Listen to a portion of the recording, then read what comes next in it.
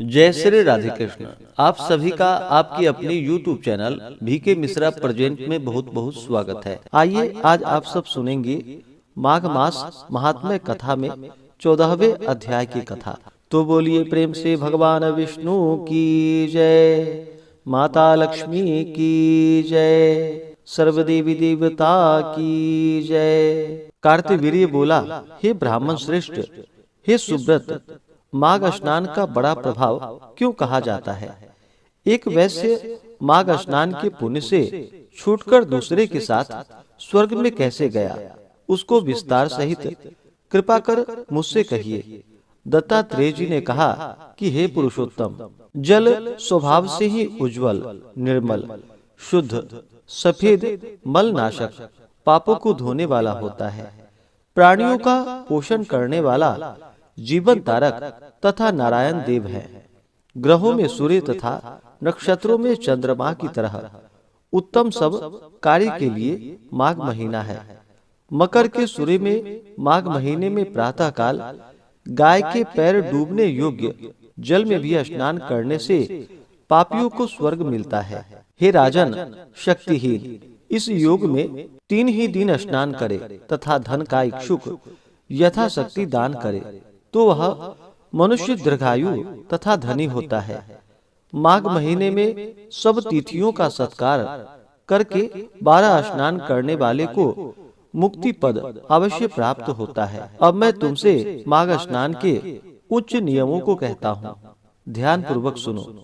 उत्तम यह है, मनुष्यों को भूमि पर सोना, तिल मिलाकर घृत का हवन करना, सनातन वासुदेव भगवान का तीनों समय पूजन तथा अखंड दीप दान करना चाहिए। ईंधन, वस्त्र, कंबल, जूता, कुमकुम, घृत, तेल, कपास, काठा, रुई, पवनी तथा अन्न दान देना चाहिए। वेद पाठी ब्राह्मणों को रत्ती भर भी स्वर्ण देना पुण्य कारक माघ मास में है। हे राजन, यह दान कभी नष्ट नहीं होता।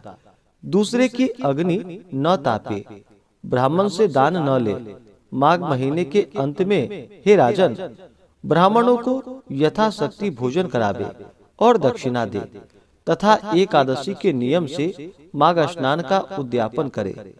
माघ मास में हे गोविंद, हे अच्युत, हे माधव, हे देव, इस स्नान से मुझको यथार्थ फल दीजिए। मौन रहकर इस मंत्र का सुमिरन करे। मकर के सूर्य में घर में गर्म जल से किया गया स्नान 6 वर्ष का, बाहर बावली आदि में 12 वर्ष का, तालाब में दुना, नदी में 100 गुना, देवघर में 10 गुना, महानद में 100 गुना, बड़ी बड़ी नदियों में संगम में स्नान करने से 400 गुना फल होता है। हे नरोत्तम, जो लोग माघ मास में गंगा जी में स्नान करते हैं वे 4000 युग तक स्वर्ग से नहीं गिरते। ऋषियों ने कहा है कि जो कोई मनुष्य माघ में गंगा या यमुना के संगम में स्नान करता है वह प्रतिदिन 1000 स्वर्ण मुद्रा तथा 1000 कपिला गौ के दान देने का पुण्य करता है। तेन दत्तम ही गंगायाम यो माघे अश्नाति मानवः अनद्धारहा सहस्त्रेषु कपिला न्यूतम तथा। इस प्रकार से श्री पद्म पुराण के अंतर्गत माघ मास महात्म्य कथा में 14वें अध्याय की कथा पूर्ण हुई। तो बोलिए प्रेम से भगवान विष्णु की जय, माता लक्ष्मी की जय, भगवान श्री कृष्ण की जय, सर्वदेवी देवता की जय। इसी प्रकार से आगे के अध्यायों को सुनने के लिए चैनल पे अगर आपको पहली बार आए हैं तो चैनल को लाल बटन दबा करके सब्सक्राइब करें, साथ में बेल आइकन घंटी को दबाएं ताकि आने वाली वीडियो का नोटिफिकेशन आपको समय से मिलता रहे। वीडियो को लाइक करें, शेयर करें। सुखी रहें और स्वस्थ रहें। जय श्री राधे कृष्ण। धन्यवाद।